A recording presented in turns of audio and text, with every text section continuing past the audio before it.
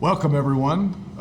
Tonight, I'm especially pleased to host the Chancellor's Council Executive Committee members and some other special friends for another exclusive opportunity to learn and engage with UT experts this evening.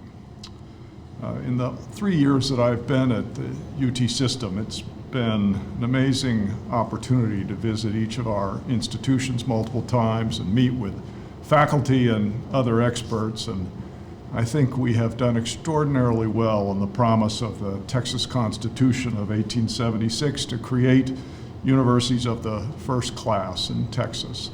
And these opportunities that we have had over the last year during COVID, when we haven't been able to be together, to bring some of these faculty and leaders into your homes has been an extraordinary opportunity. A few weeks ago, we had Pulitzer Prize winning writer Larry Wright and next door neighbor, and author and CCEC member Karl Rove discussing the pandemic and the nation's response to it.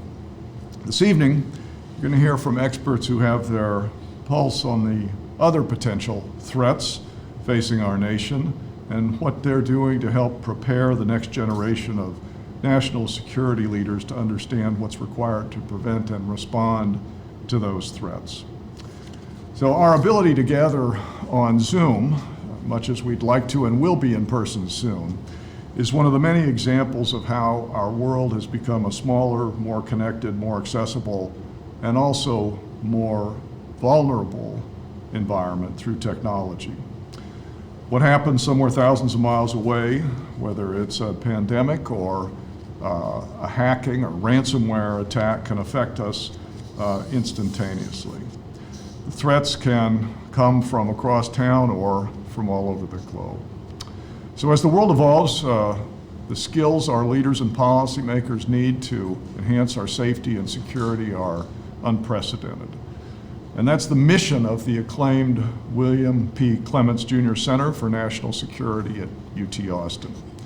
Established in 2013, the Clements Center draws on the experience of distinguished national security experts to develop the next generation of policymakers, diplomats, and strategists. Honoring former Texas Governor Bill Clements, who also served as Deputy Secretary of Defense, the Clements Center is focused on understanding history, strategy, and statecraft, because understanding the three of those facilitates the most critical decisions that we'll have to make. Tonight's distinguished faculty members are all a part of the Clements Center, and they also teach at UT Austin's prestigious Robert S. Strauss Center for International Security and Law and the LBJ School of Public Affairs. Dr. Will Inboden is the Executive Director of the Clements Center and the William Powers Jr. Chair. He'll lead our conversation this evening. Will has a distinguished career that prepared him well for his leadership role at the Clements Center. His accomplishments and assignments are too numerous to mention, but I'll highlight a few. He currently serves as a member of the National Intelligence Council, the CIA's Historical Review Panel, and the State Department's Historical Advisory Council. And he is a non-resident fellow with the German Marshall Fund of the United States and editor-in-chief of the Texas National Security Review. Will served our country as Senior Director for Strategic Planning on the National Security Council at the White House, serving in multiple roles in the Department of State, and served as a staff member in both the United States Senate and the House of Representatives. All of the major national media, broadcast and print, regularly seek his commentary, and he's often asked to appear before Congress and other organizations to share his perspectives, his research, and to testify. It's with great gratitude to Will, who as the center's executive director has enabled UT to recruit the best and the brightest minds to Austin in national security. Two examples of the best and the brightest are with us tonight as well. Now a distinguished national security fellow at the Clements Center, Vincent Brooks retired from the Army as a 4-star general. His last military assignment was the concurrent command of the U.S. National Forces in Korea and the United Nations Command and the Republic of Korea U.S. Combined Forces Command. In that role, General Brooks oversaw 650,000 Koreans and Americans under arms, serving both the President of the United States and the President of the Republic of Korea. General Brooks has had more than 42 years of military service, mostly in leadership roles, and has been stationed around the world as well as the Pentagon with both the Army headquarters and the Joint Staff. While assigned to the Joint Staff at the Pentagon, he was chosen to serve as the primary spokesperson for America's fighting force in the Middle East and Central Asia and the U.S. Central Command, becoming known as the face of the U.S. military. A member of the Council on Foreign Relations, General Brooks is an expert in leading complex organizations, crisis leadership, team building, national security, international relations, military operations, and combating terrorism and the proliferation of weapons of mass destruction. We're also delighted that Dr. Bianca Adair is serving a 2-year assignment as the resident intelligence officer at UT Austin. She serves as an officer in the Director of Operations at the Central Intelligence Agency, where she's worked for 9 years, although I think it's 11 years.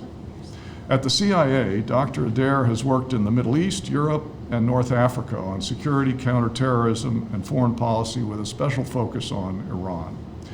Her prior federal government service includes leadership positions in Washington and foreign field posts, including Iraq and the United Arab Emirates as a Foreign Service Officer in the U.S. Department of State. Dr. Adair earned a Fulbright research grant on Austrian-Hungarian relations, perfect preparation for Iraq and Iran, and is conversant in multiple languages. We're truly fortunate to have these diplomatic, policy, and military experts at UT Austin and here with us tonight. Before I turn things over to Will for the conversation, I want to remind each of you that you may submit questions via the chat function. I'll receive them and pose them to our special guests after we hear from Will first and the guests. I have the usual admonition. Please ask questions, otherwise Gordon Appleman will fill the void. In the meantime, keep your microphones muted to ensure clear audio. Before I turn this over to Will, we urge you to use this time to join with us in a cocktail party, even though we can't be together. And my special promise for this is every time you mention China tonight, I'm going to have a drink of my wine. Okay. So, all right. Keep that glass handy. Thank you all for being here. Really appreciate it, for being with our members of the Chancellor's Council. So, Will, the floor is yours. Okay, thank you so much, Chancellor, and again, thank you to all of our distinguished guests from the Chancellor's Council. As a faculty member at the University of Texas at Austin, thank you very much for your wisdom and your leadership and your generous support for the University of Texas system. So, support from people like you that enables us to do the work that we do, especially with our wonderful students.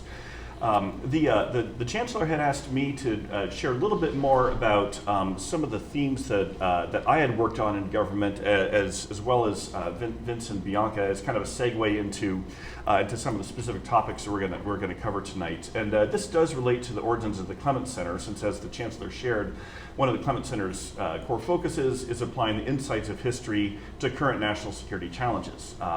And those ideas came to me when I was working for former President George W. Bush on his National Security Council staff, when he would regularly ask me and my colleagues in the Strategic Planning Office, how can historical insights help us figure out what we're doing in Iraq right now, or Afghanistan?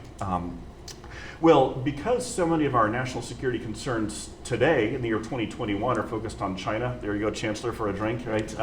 And Russia, and you'll be hearing some more about those tonight.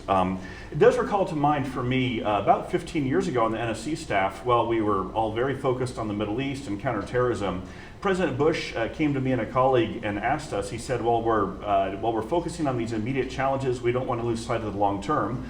And he said he was quite worried about some trends he was seeing in China and Russia. And they weren't in the headlines in 2005, 2006, the way that they certainly are now. And so he asked us to do essentially a historical study, or what are lessons we can learn from history for the current challenge we're facing with China and Russia, and especially to help forecast where they might go in the future. At the time, it was a very highly classified series of studies we did, but I can tell you some of the main features of them. Where essentially it was very worrisome. As we looked at some patterns in history, particularly with Russia and China's own histories and their own aspirations to return to their previous days of great power status when they were, dominating so much of the globe. When we saw the growing patterns of their own domestic repression, arresting political dissidents, restricting and violating human rights, those are often, throughout history, early predictors of when a tyrannical and aggressive regime might be developing.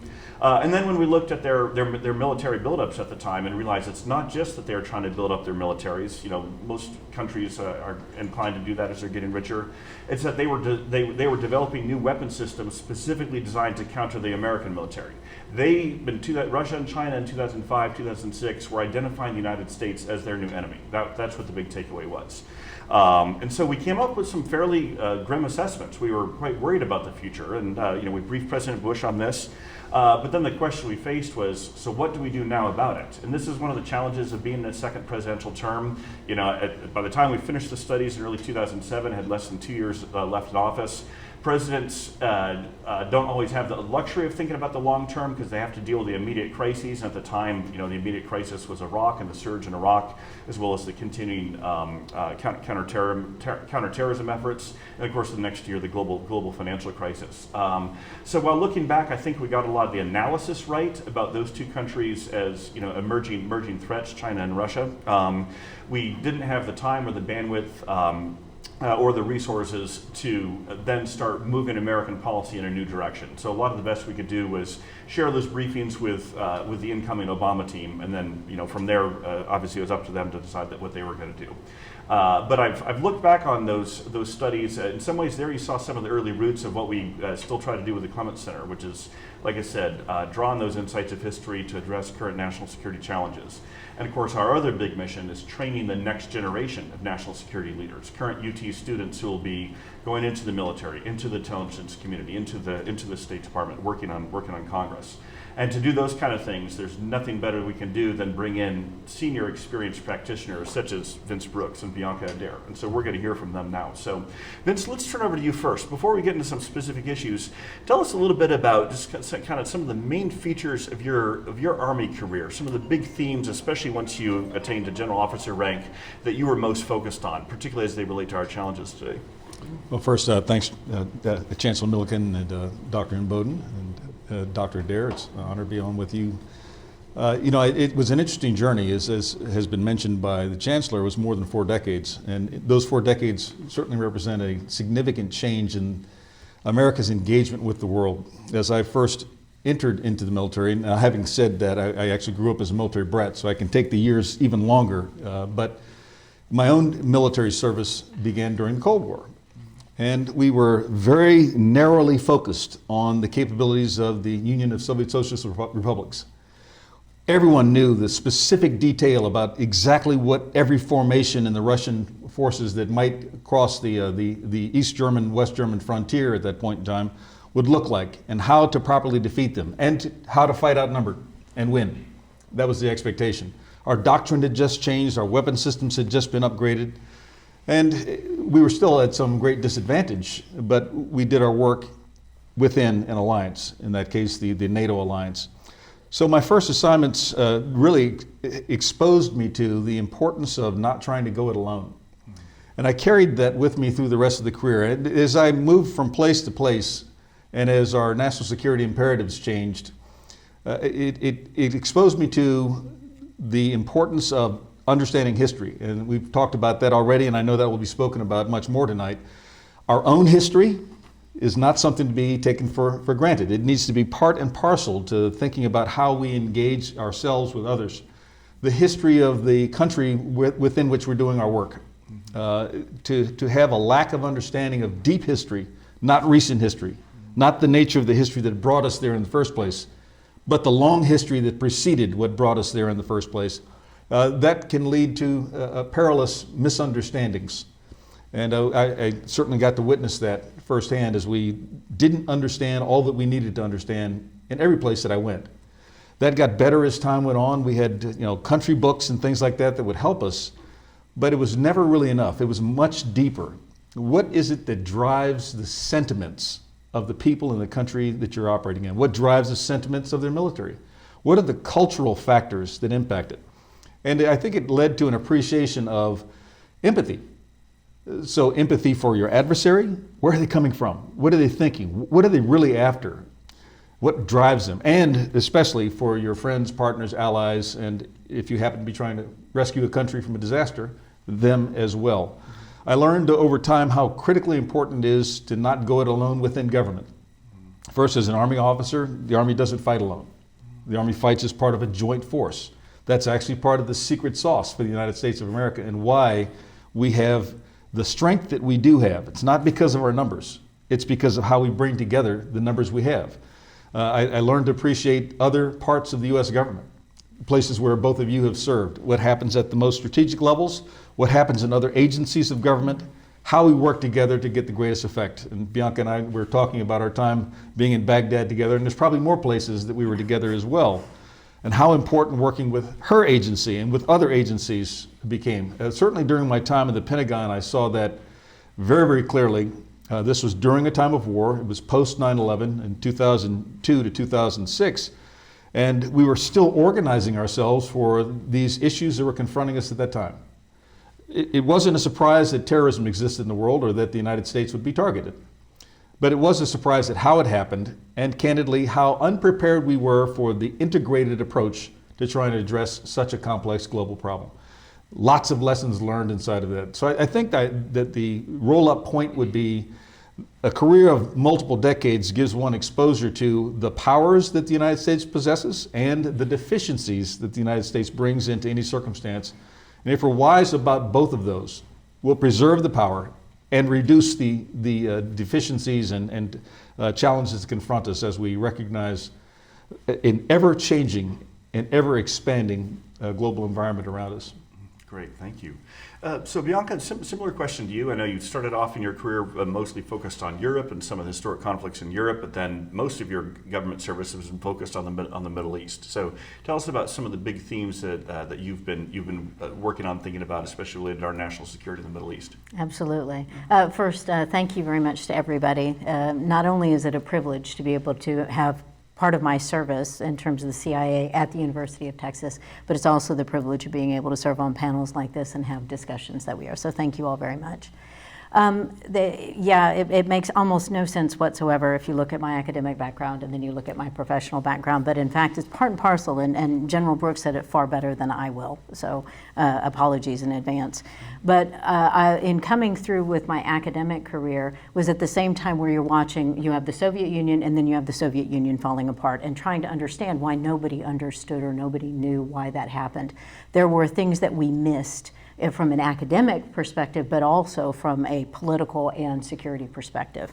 That drove, going through my academic career and drove the reason why I decided to join government service. Initially in the State Department, which seemed to be the normal, logical way in which I would pursue after I had my PhD. That's just what people did.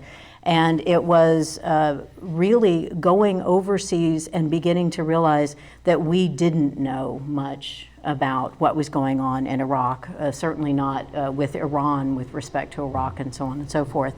That the primary theme that drove not only my academic career but also government career is being able to use language, be able to use that language to talk to people, to understand the world from their perspective.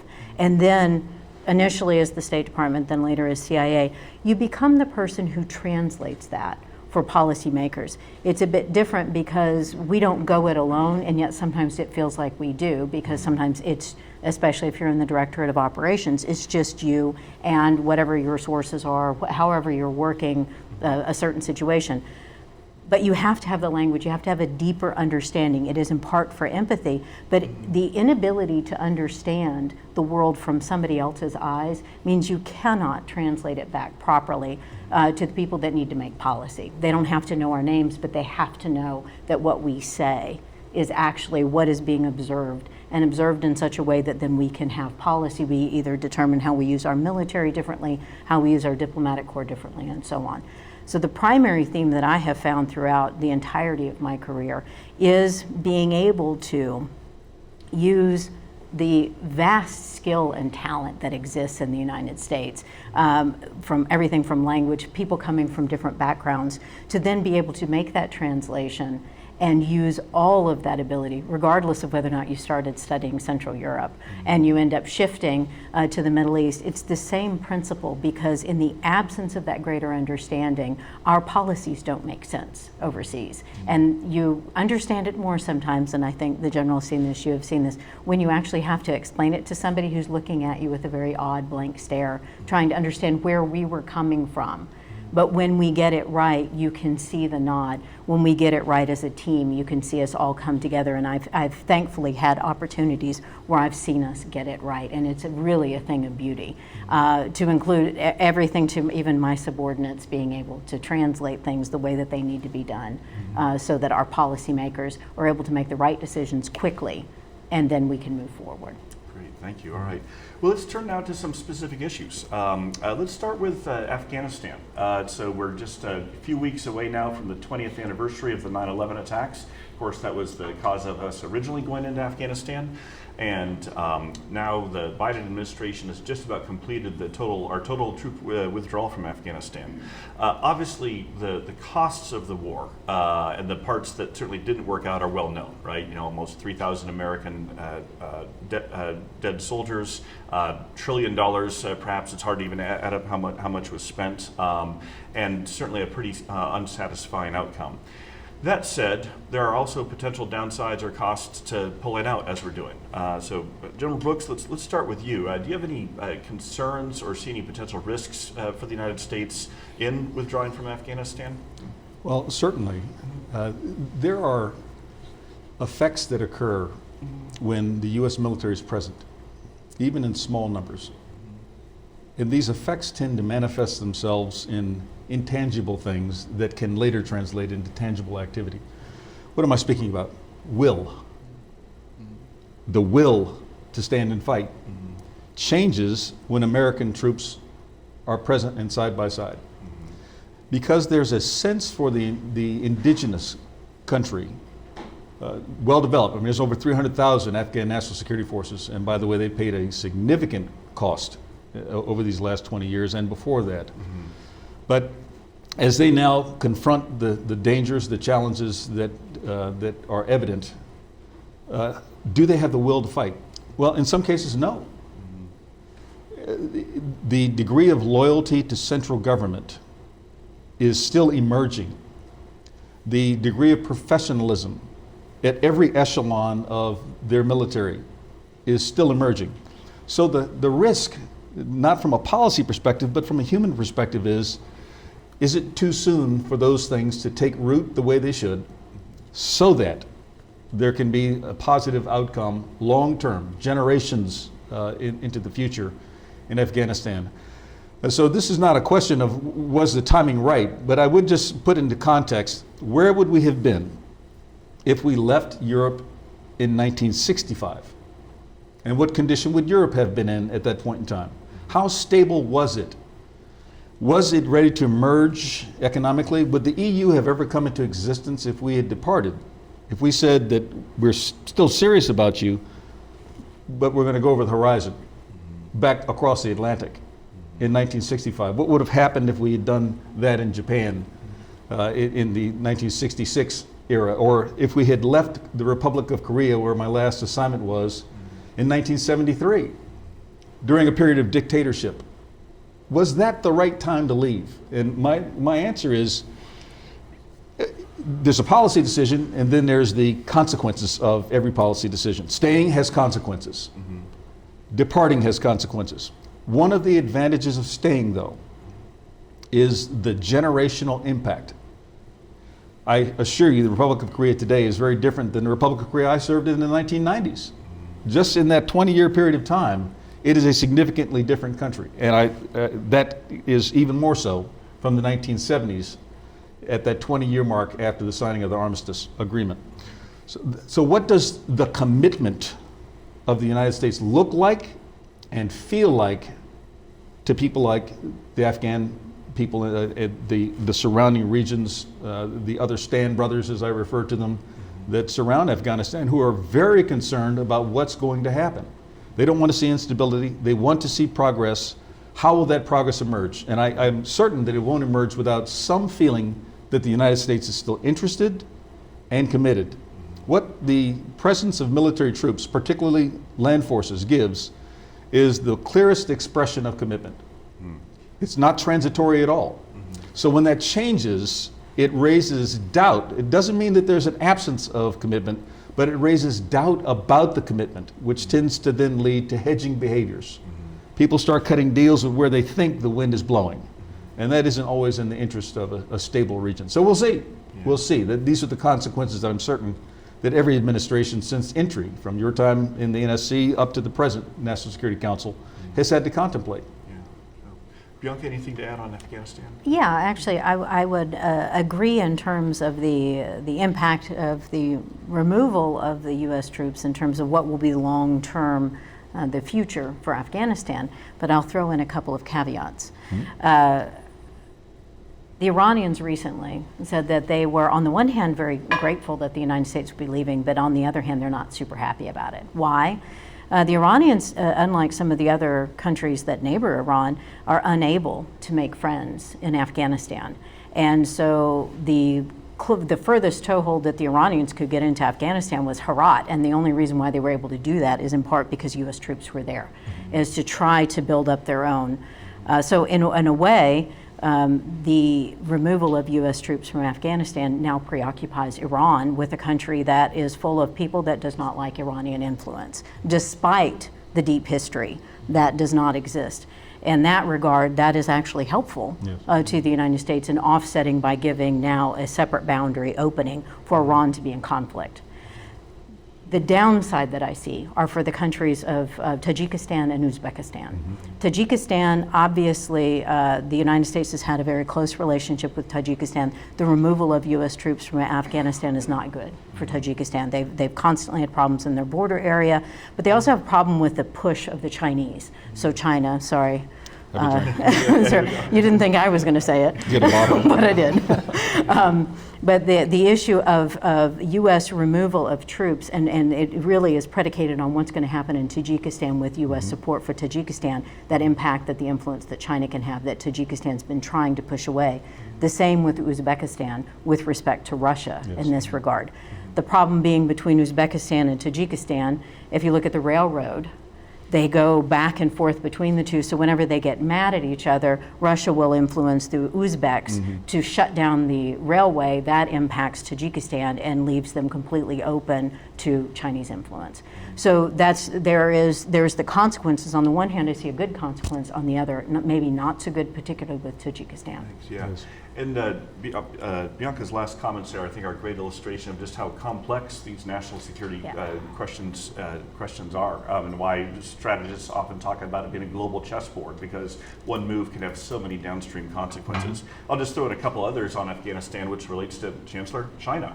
So this is often unappreciated, but if you look at all the countries that actually have a land border with China, the only one of those countries where the United States, up until a week ago, had an Air Force base was Afghanistan. It's often forgotten, Afghanistan actually borders China. And while our presence at Bagram Air Force Base was primarily for supporting the anti-Taliban forces in Afghanistan, it also got Beijing's notice that the American Air Force had a base in a bordering country.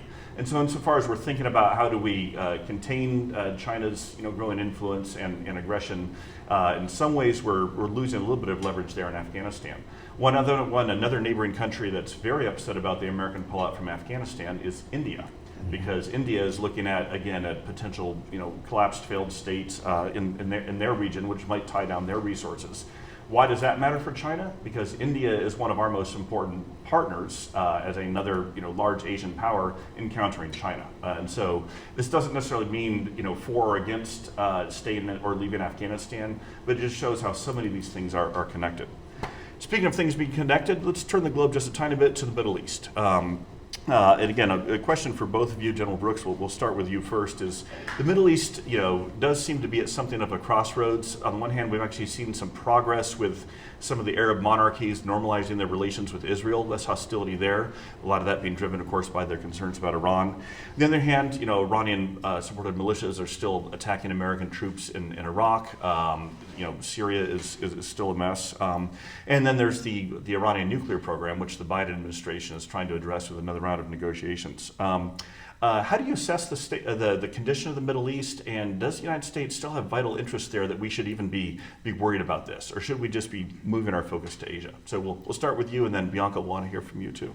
I believe we do have vital interests there, and that pulling away from areas that are not yet consistent with our interests and our values would be premature.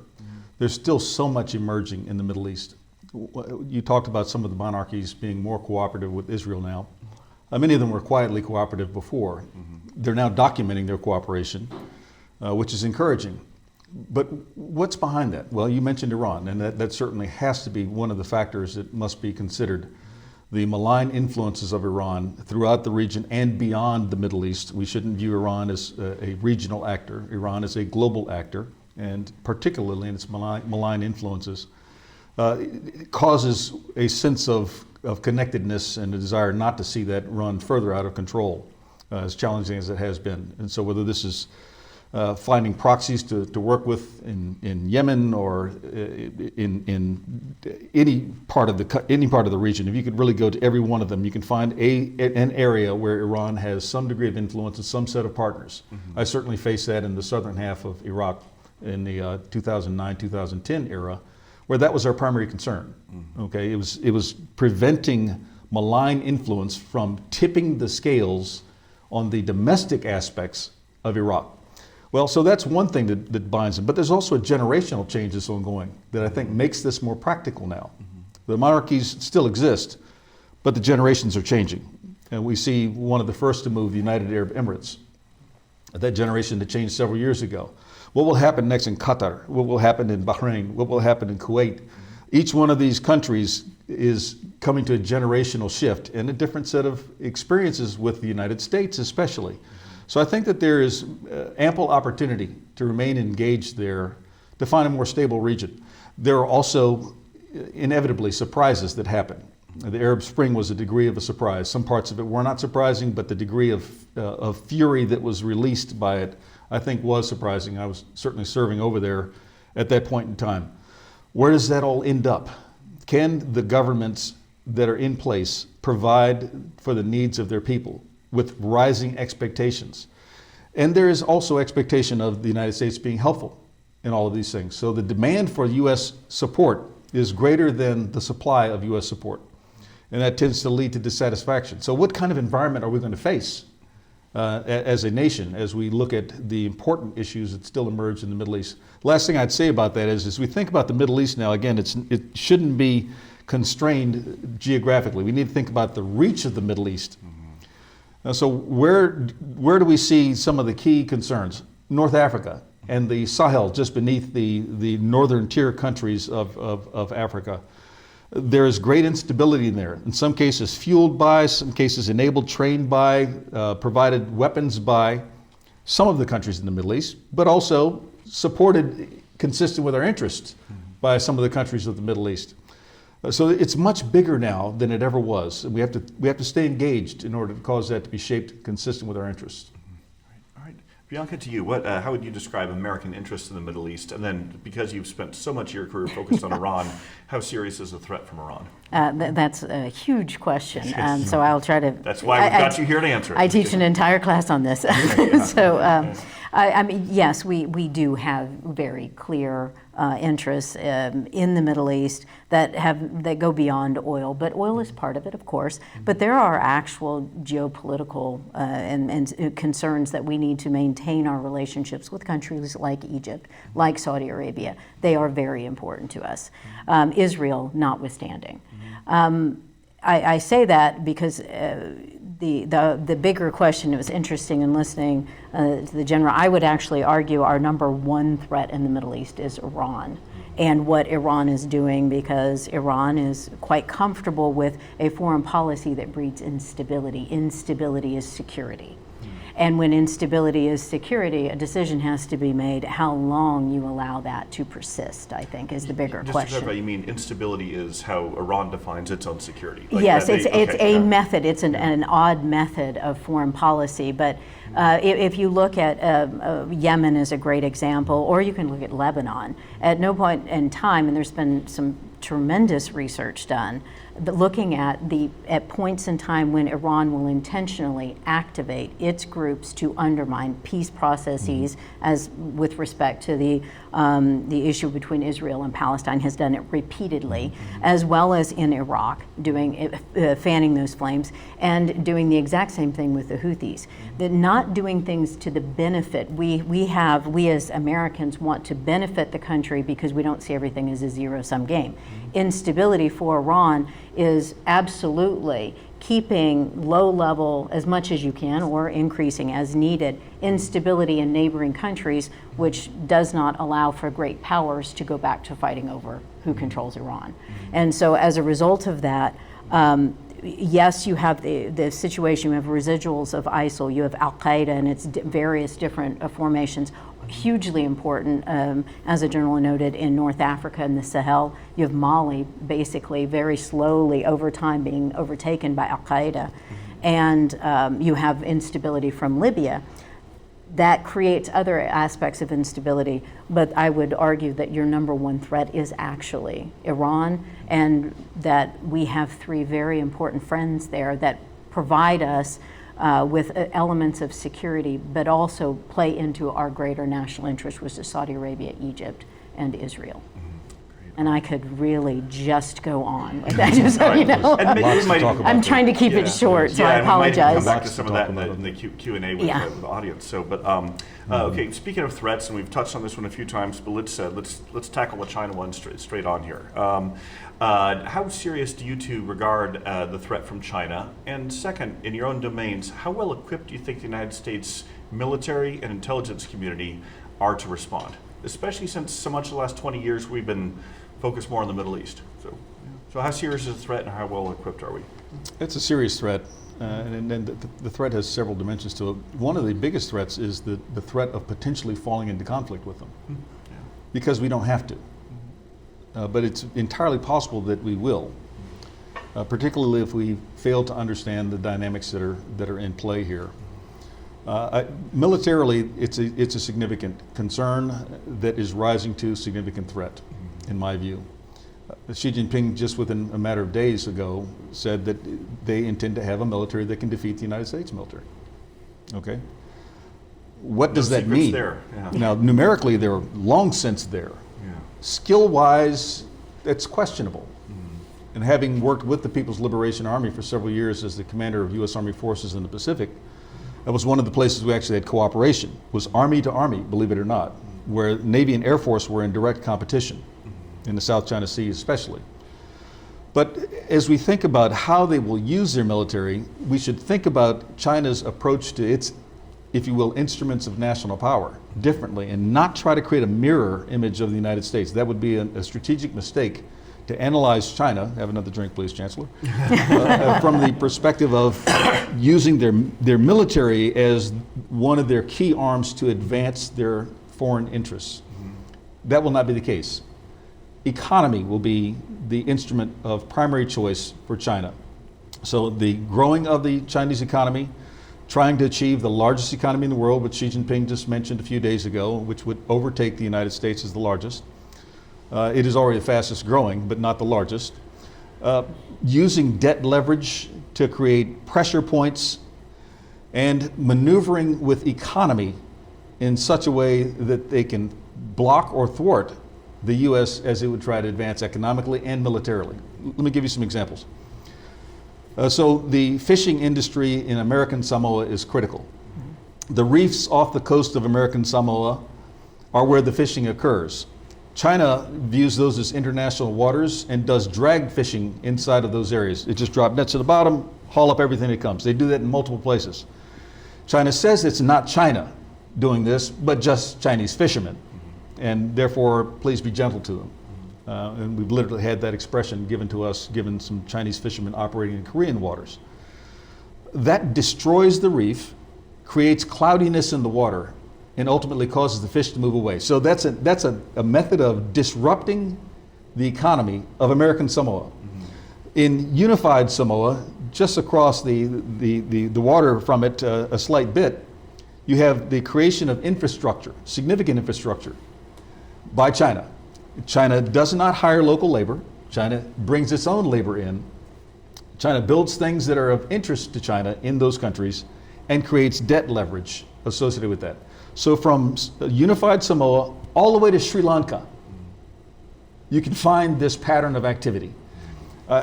Beyond that, frankly, is if you look at the infrastructure development that's ongoing in Africa, on the African continent right now, there's about $100 billion of investment for infrastructure coming in. 25% of that is Chinese at this point. U.S. companies are very limited in that. Where does that then leave our influence? So let me come back then on the last part of this to connect that to a military concern. While China may try to cause the United States' attention to be centered on the South and East China Seas, particularly in and around Taiwan, what China's maneuver looks like to me strategically is to focus our attention there, concentrate our military there, and then operate into the Indian Ocean all the way across to the Cape of Good Hope in Africa.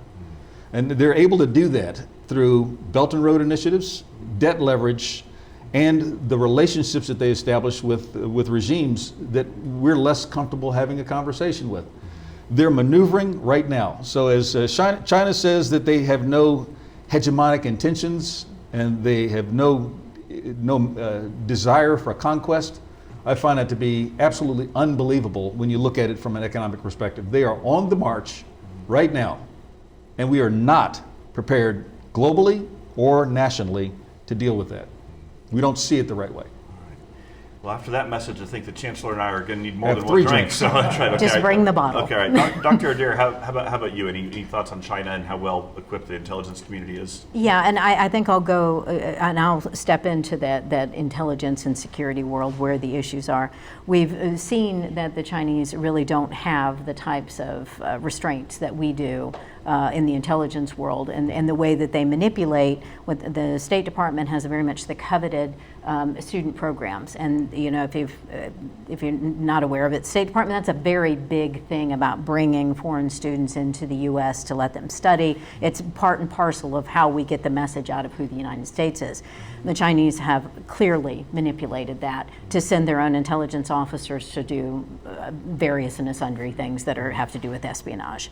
The other part is that the engagement in industrial espionage. And you know, we don't, in the United States, we don't do all of those things. So being able to see it connotes that we need to work a little bit better, I think, hand in glove with our law enforcement. And that is predicated on agencies like the CIA, that when we know it, when we see it, we've got to have a better lash up to protect the United States from getting in, because you see what China is doing worldwide.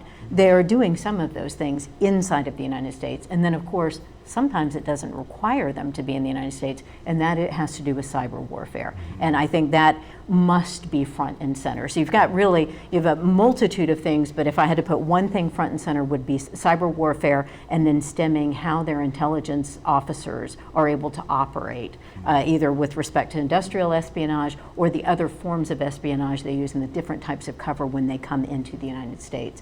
And I think that cyber, I do believe that there is a focus, as there should be, and even more money and time and recruitment of young people that, like the students at the University of Texas, to get into either the law enforcement side of that or the intelligence side of it, to start building out a better defense and protection for us.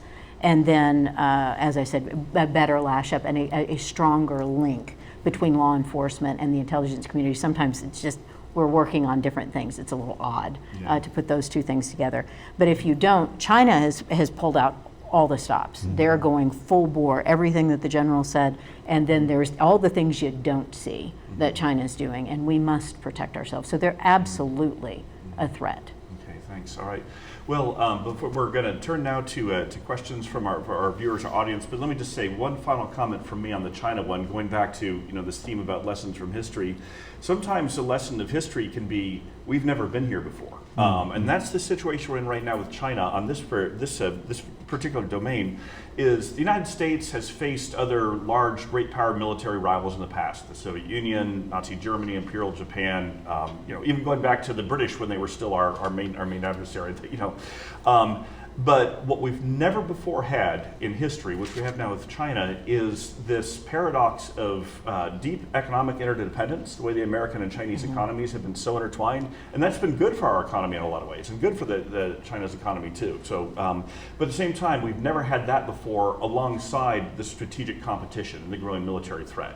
And that's why what a lot of us are working on is at least some of this partial decoupling between the American and Chinese economies, because we've become so vulnerable. But that's where a lot of lessons of history fail us, other than saying we've not been in this situation before, and that's why it's so hard. So, Chancellor, Thank you. Over to you. Are Thanks, any questions from Thanks. the group?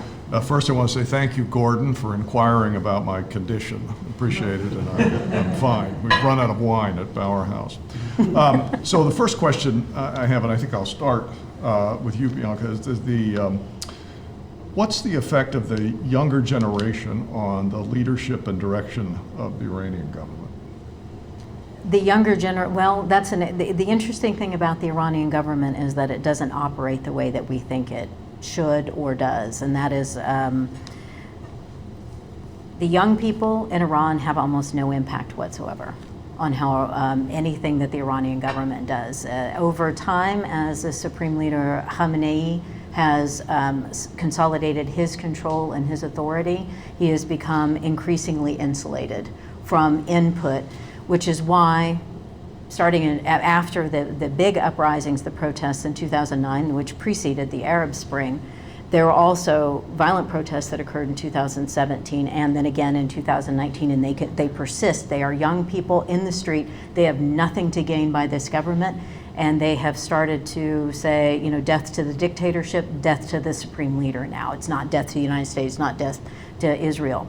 That has no impact whatsoever on the policies that are being undertaken in Iran. And that's a very important issue, because there are certain inflection points that you have to look at when you look at the medium or short and medium term consequences of the policies or the trajectory of Iran.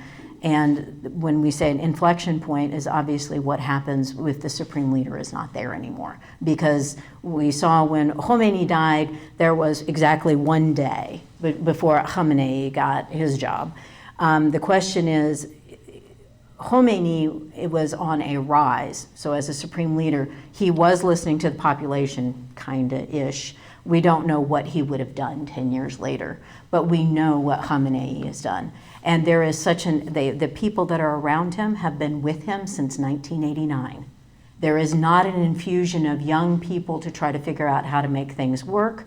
It really doesn't work that way. And anyone that is allowed into that space has already passed an ideological litmus test, which is the belief in the system of Velayat Faqih, which is that is led by the Supreme Leader. And the other litmus test is that you would not ever try to get close to the West, because Khamenei has persisted in the same policies of neither East nor West for Iranian policy, and never the United States. That's and I apologize, that's probably not a happy, rosy answer. I don't know, but it's a very difficult situation. Yeah, thank you. Okay, we'll move on to another question now.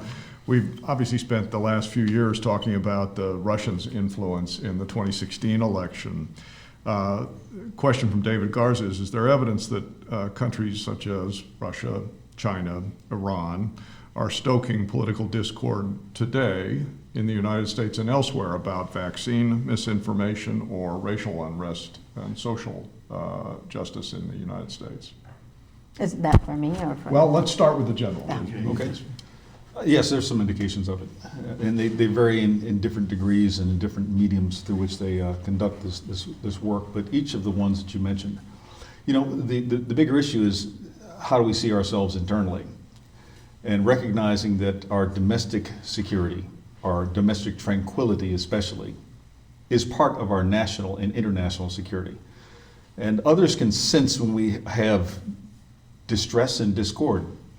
And we clearly are going through a period of that at this point in time, political distress, social, economic distress. And to amplify that is consistent with anyone who engages in influence operations. And so we certainly should expect that. The degree to which it's happening varies, but how do we counter that? Well, obviously, first is having peace and tranquility in the United States is the best way to work against that. But secondly, being a bit on the offensive and hunting for those who would seek to do harm to us through any means, including information war. And that should not be discounted as a very direct and active threat against the United States and its interests right now. Yeah, propaganda is one of the oldest and most exciting and fun things we get to do in the intelligence community. Absolutely.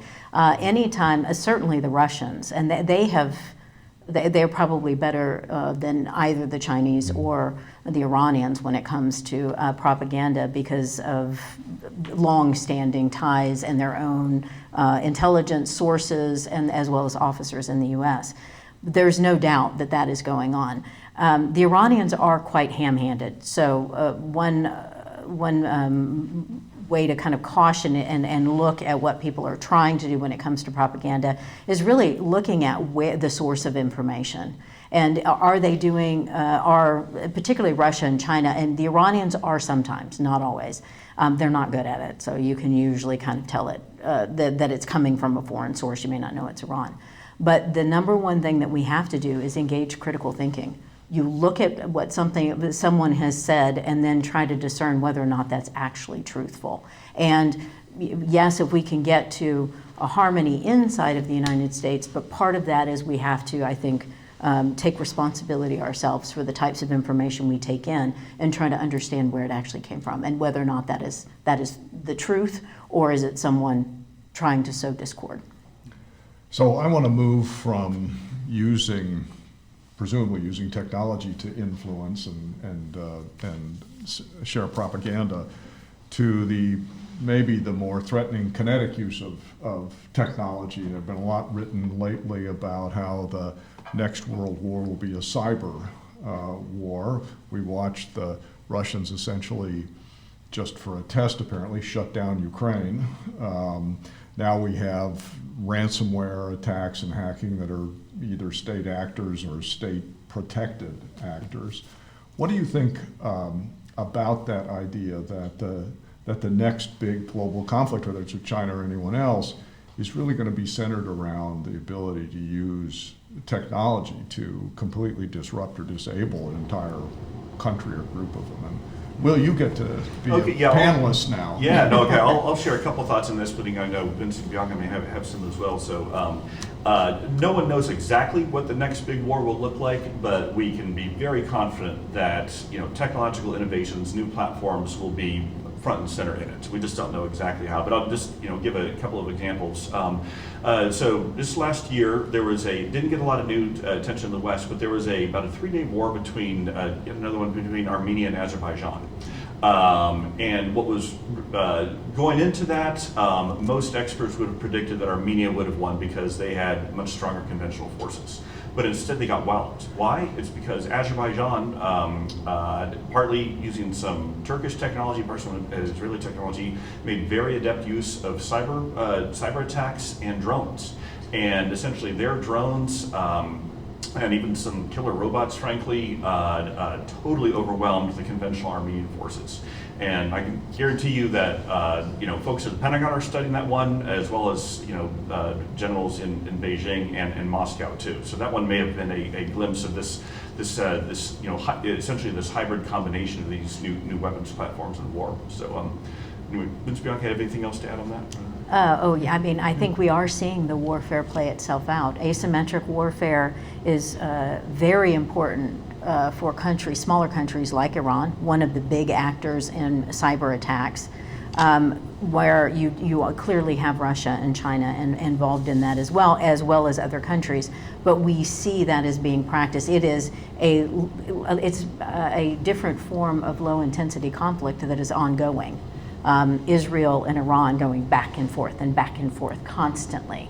I think that when you look into the future, if you think about the next big war, it will be part of it. Cyber will have to be part of it.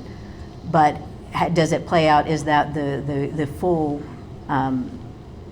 what warfare will look like? It will depend also on what countries decide to do. If we start to look at that domain and determine where there are actual certain acts of aggression become, as part of general international law, an act of war. And those determinations have not yet been made, but that is where that will determine just how far it goes. Right now, it's ungoverned, so it's not an act of war. There really isn't too much restraint other than if the other country gets upset with you. Yeah, I absolutely agree. I think that the recognition is that cyber activities are ongoing now, and they're a part of what happens short of war. And one of the most valuable instruments that state and non-state actors can possess. And we have disruptive activities that are occurring. Just as Al-Qaeda ended up attacking and by seizing aircraft and doing what they did on 9/11/2001, that approach was unconscionable. It was always possible, but unconscionable. What could happen in the cyber domain? Are there unconscionable things? Can we cause aircraft to collide with each other? Can we create paralysis in hospitals to create a massive loss of life? Can we induce things that create natural disaster?